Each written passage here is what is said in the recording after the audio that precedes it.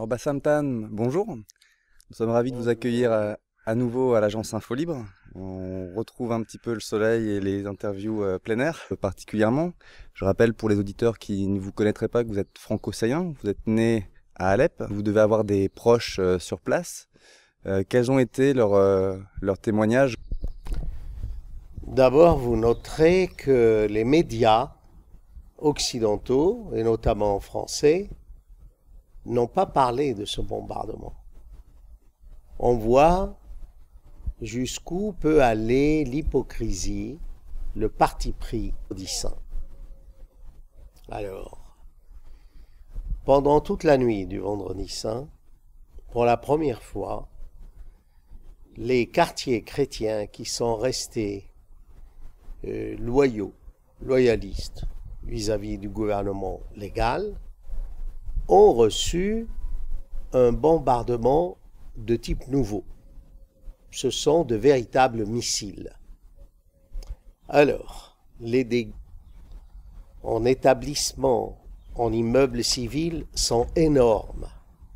Pour vous donner une idée, ça a touché d'abord la place fatimide du XIXe siècle, à qui le monde arabe doit une des premières grammaires de la langue arabe du XIXe, de la Renaissance arabe, qui est intitulée Bahth al-Matalib.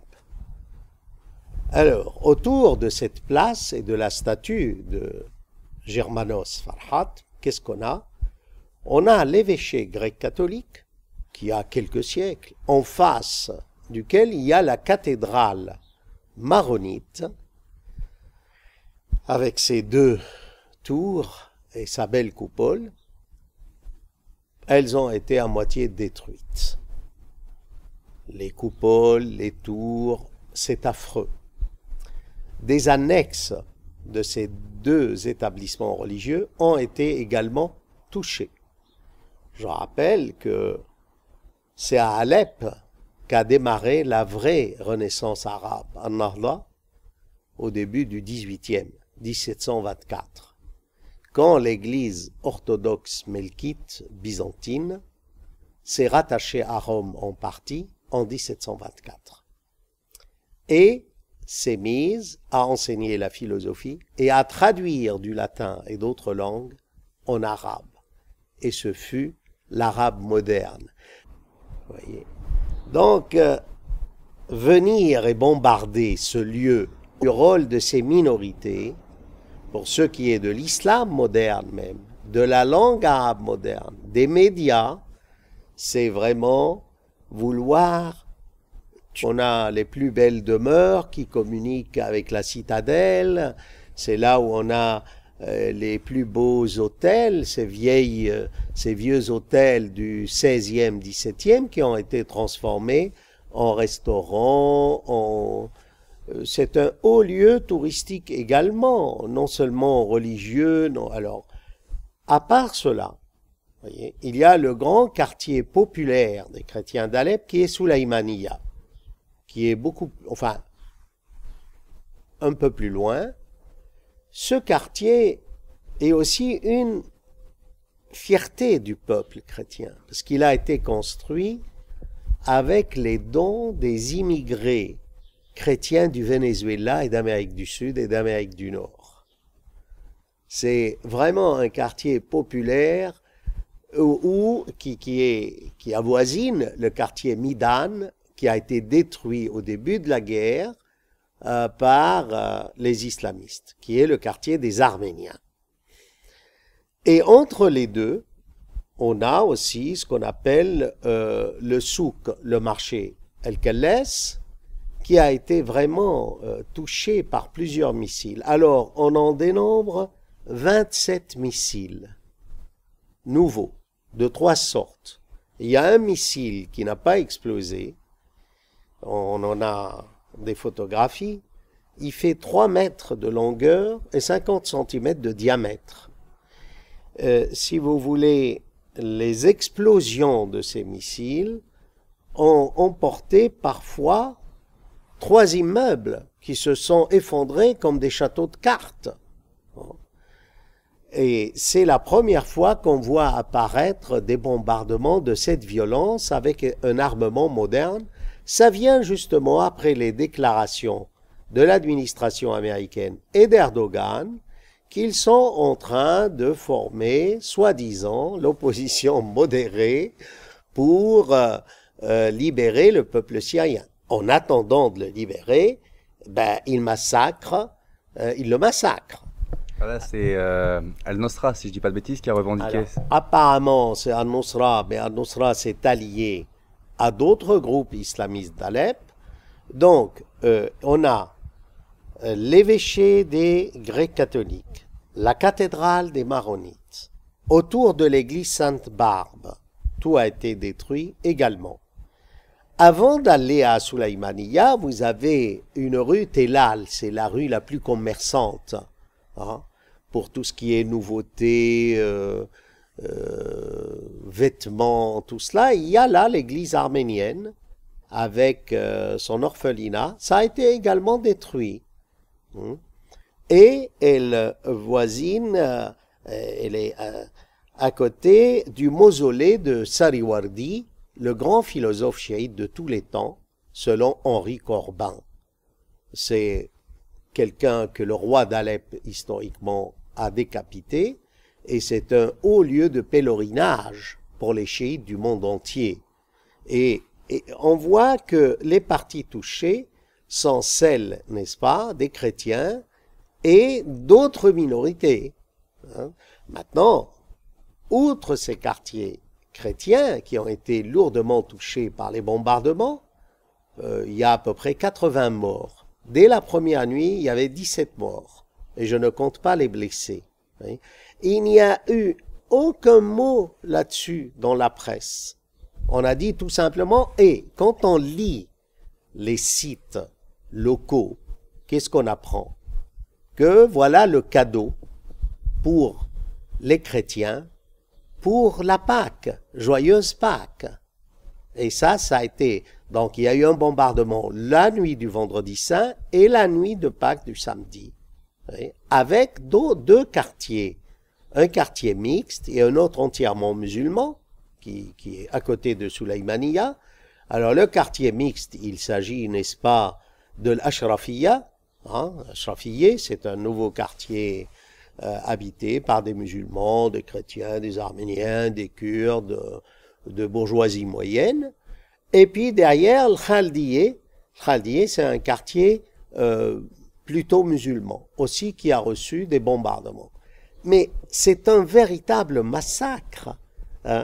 Je vous dis, on a compté 27 missiles. Je ne parle pas de tous les projectiles, de tous les obus qui ont été lancés. On est autour de 70, presque le double, voyez-vous. Alors... Est-ce qu'on sait comment ils se sont procurés, ces missiles? Alors, apparemment, sur des débris de missiles, il y aurait des inscriptions en français. Alors, c'est fort possible que ce soit des missiles sol-sol que la France aurait vendus au Qatar ou à l'Arabie Saoudite. Parce que dans le temps, on avait vu des missiles Milan, anti-blindés français. Mais là, c'est de gros missiles de destruction massive. Il paraît qu'il y a un missile qui a détruit près de 1000 mètres autour de diamètre. Tout a été, on se demande qu'est-ce qu'ils ont lancé. Vous savez, c'est affreux. On a des images, mais on n'a jamais vu ça. Alors, à part, si vous voulez, ces destructions, ce qui est malheureux, c'est que là, on lit sur les sites, conseil aux musulmans d'Alep, n'achetez pas aux chrétiens leur maison, les chrétiens qui veulent partir. Vous allez les avoir gratuitement bientôt. Nous allons faire l'assaut final de ces quartiers chrétiens. En plus, qu'est-ce qui est dit, à part cette menace que... Alors maintenant, est-ce qu'il faut prendre ça au sérieux? Je n'en sais rien. Ça coïncide, alors ils annoncent le 17 avril. Laissez-moi vous raconter qu'est-ce que ça symbolise le 17 avril pour les Syriens. Le 17 avril, c'est la fête de l'indépendance nationale syrienne. C'est le jour où le dernier soldat français a quitté le territoire syrien. C'est-à-dire que quand ils promettent un assaut le 17 avril et ils lisent ça aux chrétiens, c'est comme si les chrétiens étaient les soldats occupants, alors que les chrétiens étaient là avant la conquête musulmane. C'est du n'importe quoi. Ce sont les autochtones, ils ont toujours été là, voyez-vous. Et c'est assimiler ces chrétiens, n'est-ce pas, aux Français, carrément, qu'ils détestent. Et nous, ici en France, on soutient, soi-disant, cette opposition modérée qui défend les valeurs de la laïcité. Voyez dans quel paradoxe on se trouve et dans quel bourbier Fabius nous a entraînés. Et il continue. Il n'y a pas eu une condamnation de ce qui s'est passé. On s'est ému simplement du bombardement de l'aviation syrienne, ce qu'ils disent. Ils ne parlent que de 5 enfants tués dans cette école, mais ils ne parlent pas que c'est quand même grâce à cette aviation que vers 4 heures du matin, les bombardements aux missiles ont cessé. Et c'est peut-être grâce à l'intervention de l'aviation syrienne que ces bombardements ont cessé. Vous voyez, enfin, le malheur est grand. Ils savent plus quoi faire, ces chrétiens d'Orient. Alors, je vous rappelle qu'au début du siècle dernier, Alep, les chrétiens d'Alep formaient près de 40% de la ville. À la fin, ils étaient, avant les événements, peut-être 300 000, sur une population de 3,5 millions, 4 millions, avec la périphérie. Aujourd'hui, il n'en reste plus, enfin, il doit rester peut-être entre 30 et 50 000 à Alep. Tout le monde a quitté dans ou morts noyés dans les bateaux, n'est-ce pas, sur les bords de l'Italie, de la Grèce ou de la Turquie. Et n'oubliez pas que cet assaut, ce bombardement d'Al-Nusra et les groupes liés à Al-Nusra vient après la chute de la ville d'Idlib. Idlib est une ville qui est à peu près à, disons, 55 km d'Alep. Et là, qu'est-ce qu'ils ont fait? Moi, je connais, j'ai des amis, c'était des marchands d'alcool. Le père et le fils, chrétiens, qui vendaient de l'alcool à Idlib, ont été décapités sur la place publique. On a vu ça sur toutes les télés. Enfin, les télés qui ont voulu montrer les atrocités d'Al-Nusra. Autrement, qu'est-ce qu'ils ont dit aux chrétiens d'Idlib? Que sont-ils devenus, les chrétiens d'Idlib? Une partie est partie avec l'armée syrienne, s'est retirée pour les envoyer vers la côte. Une partie a dû quitter pour Alep. Or, déjà, les chrétiens d'Alep peuplent les mosquées, les écoles, les terrains de jeu, les églises, qu'il en reste. Vu la destruction massive de tous ces lieux de culte, vous voyez, mais la situation est vraiment dramatique. Et ce n'est pas pour rien que l'ambassadeur d'Arménie en Syrie a dit qu'Erdogan était en train de parfaire son génocide des Arméniens en massacrant les chrétiens d'Alep qui sont arméniens ou chaldéens ou assyriens ou byzantins ou maronites ou latins. Vous savez, les chrétiens d'Alep représentent vraiment toute la palette des chrétiens du Moyen-Orient, parce que c'est une des plus grandes villes du christianisme du Moyen-Orient, même au niveau commercial. Vous savez, le premier consulat français dans le monde a été créé à Alep. C'était la première échelle du Levant, ce qu'on appelait les échelles du Levant.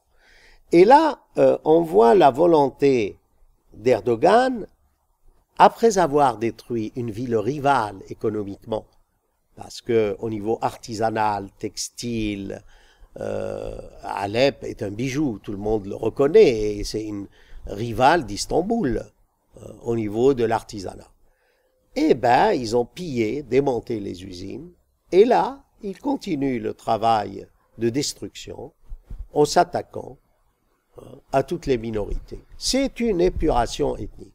Mais là, vous parlez d'Erdogan, mais pourquoi pour vous il est impliqué dans ce qui s'est passé hier à Alep? Sûrement. Parce que sur un des missiles qui n'a pas explosé, on a vu le mot Turquie. C'est marqué sur... bon. Alors je ne crois pas quand même que dans ces circonstances tragiques, on vienne bricoler. Si on a vu le mot Turquie sur le missile, peut-être qu'il n'est pas de fabrication turque, parce que les Turcs ne fabriquent pas encore des missiles. Mais ça viendra peut-être. Mais dans l'attaque d'Idlib, qui a précédé ce massacre de chrétiens d'Alep, selon les renseignements, il y a eu au moins une dizaine de milliers de djihadistes soutenus logistiquement par des tanks, par de l'artillerie lourde, par des commandos turcs qui ont fait l'attaque d'Idlib. Parce que Idlib se trouve très proche de la Turquie. Vous voyez, c'est pour couper, c'était un essai de couper la route d'approvisionnement entre Damas et Alep contre l'armée légale du gouvernement syrien. Et vous avez remarqué que je ne dis pas, moi, l'armée d'Assad, l'armée, enfin, qu'est-ce que c'est que ce de régime, c'est un gouvernement. Alors, on en profite. Pourquoi ils ont choisi comment on dit, ce timing? C'est tout bête.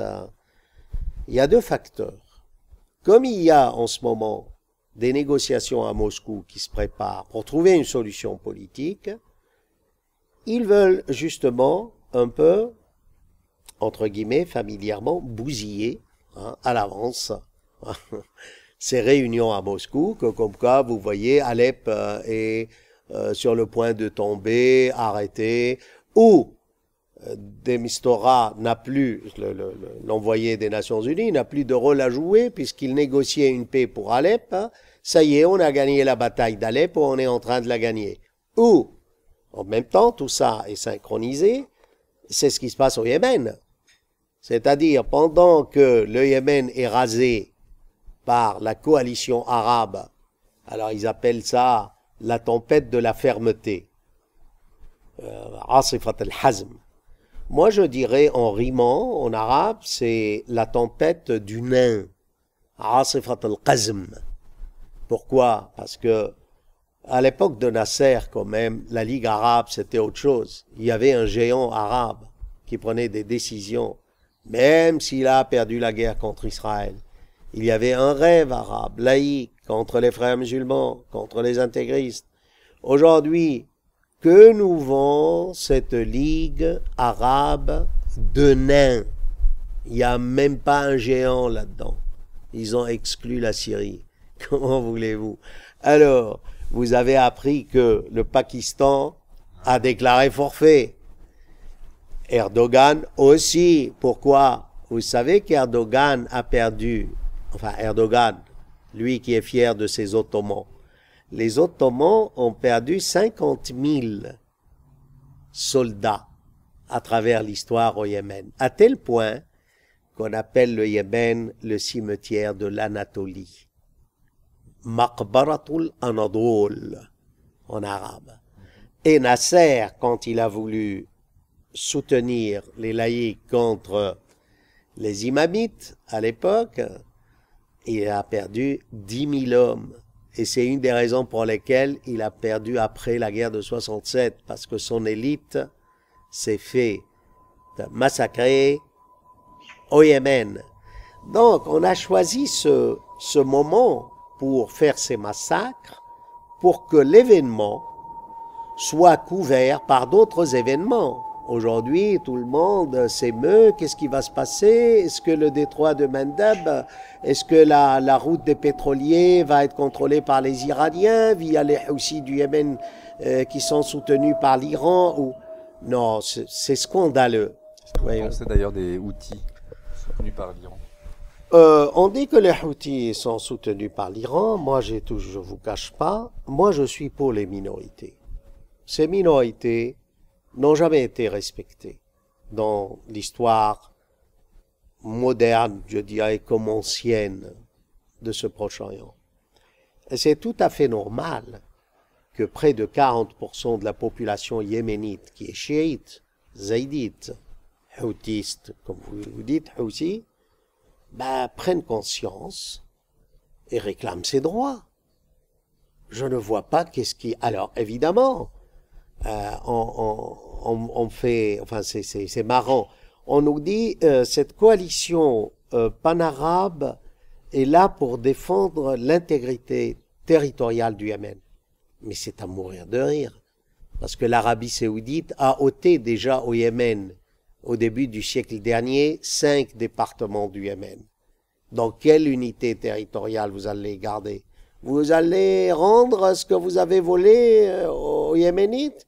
La ville de Najran, la grande capitale chrétienne de l'anté-islam, qui est yéménite essentiellement, qui se trouve sur la frontière actuelle, elle appartenait au Yémen.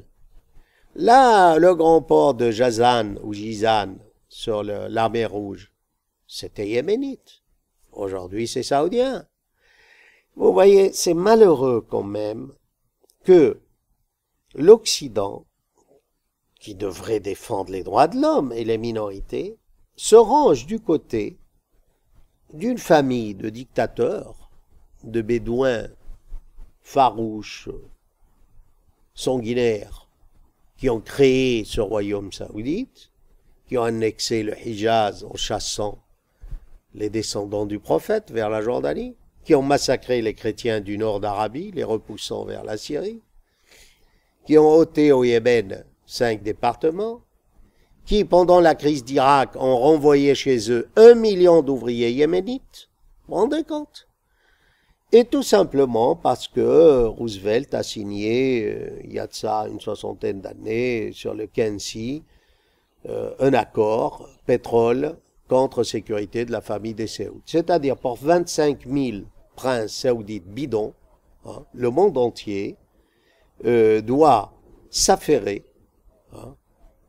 massacrer d'autres peuples, d'autres minorités, violer des droits de l'homme pour simplement des intérêts pétroliers avec cette famille. Mais je ne sais pas quoi vous dire. Au moment où le massacre d'Alep avait lieu, Fabius se dépêchait d'aller à Riyad pour assurer Sa Majesté le roi Salman d'Arabie, le nouveau, que la France était prête à aider l'Arabie contre les rebelles yéménites du Yémen. Non, c'est une honte. C'est une honte et c'est... Comment dire? Je sais pas, je me répète peut-être, mais le jour où on écrira l'histoire de ces jours-là, vous allez voir qu'il n'y a pas de quoi être fier quand on est français. Les mauvais rôles qu'on a joués jusqu'à maintenant, on soutient une coalition qui n'a aucune valeur, qui est fantoche, qui falsifie les passeports, ce sont des faussaires, qui nous exportent des djihadistes, qui massacrent des minorités. Et tout cela parce que les messieurs du Quai d'Orsay ne veulent pas reconnaître leur erreur, n'est-ce pas? C'est la fierté cocorico française qui est déplacée. D'intérêts économiques peut-être tout simplement. Mais les intérêts économiques, on a peut-être autant d'intérêts économiques avec l'Iran, le pétrole syrien qu'on a découvert, que l'Arabie saoudite. Et vous? Déjà, l'Arabie saoudite est entièrement vendue aux Américains. Nous, on a des miettes. Alors, pourquoi ne pas être invité vraiment au festin iranien, je dirais, au lieu de ramasser les miettes des Américains en Arabie? Hein? Mais ça, qu'est-ce que vous voulez ici? D'ailleurs, regardez les médias. On n'en parle pas. Hein? C'est toujours le même discours, morose, terne. Hein? On me dira, oui, mais c'est la grève de la radio. C'est pour cela qu'on n'en a pas parlé. Écoutez, il y a eu bien d'autres massacres contre les chrétiens et ces médias n'étaient pas en grève. Ils n'en soufflaient mot. C'est vrai que même pas aujourd'hui, là en ce moment par exemple, on parle beaucoup de la loi de surveillance, enfin de la loi de renseignement, pardon, en disant que ce sera une méthode de lutte contre le terrorisme. C'est vrai qu'il n'y en a pas il n'y a pas un journaliste pour relever que c'est nos alliances avec l'Arabie Saoudite et le Qatar peut être une des causes principales du terrorisme, non? Qu'est-ce que vous en pensez? Sûrement, c'est ce qu'a dit le général Wesley Clark, que ceux qui ont créé Daesh, Al-Qaïda et les islamistes, ce sont nos amis. Il sous-entendait l'Égypte de l'époque, le Royaume saoudite, le Qatar, le Koweït et les Émirats, en gros les pétromonarchies. On revient au 11 septembre, si c'est vraiment ceux-là qui l'ont commis. On a des preuves que la femme du prince Bandar, qui était à l'époque ambassadeur aux États-Unis, a transféré avec elle des fonds pour aider les gens qui ont commis l'attentat, et on a maintenu ça sous silence, vous voyez. C'est-à-dire que la France a besoin de grands hommes politiques qui puissent tenir tête à la politique américaine. J'ai applaudi Chirac quand il n'est pas allé carrément casser la gueule à Saddam en disant « Écoutez, c'est pas ma guerre ». J'ai admiré De Gaulle dans l'histoire quand il n'a pas voulu que la France se transforme après la libération en un pays annexe des États-Unis où les États-Unis nous nomment un gouverneur. C'était ça leur projet, ôter à la France toute indépendance politique. Ses positions pour l'OTAN, ses positions pour le dollar, et la crise du dollar et de l'or, vous voyez. Aujourd'hui, malheureusement, en France, on a nié tout notre passé glorieux comme terre d'asile. Oui, terre d'asile. Comme pays des droits de l'homme. En reconnaissant une coalition qui n'a aucune légitimité. J'espère qu'un jour, on va se réveiller. Merci Bassam Tan, et je vous dis à très bientôt. Merci.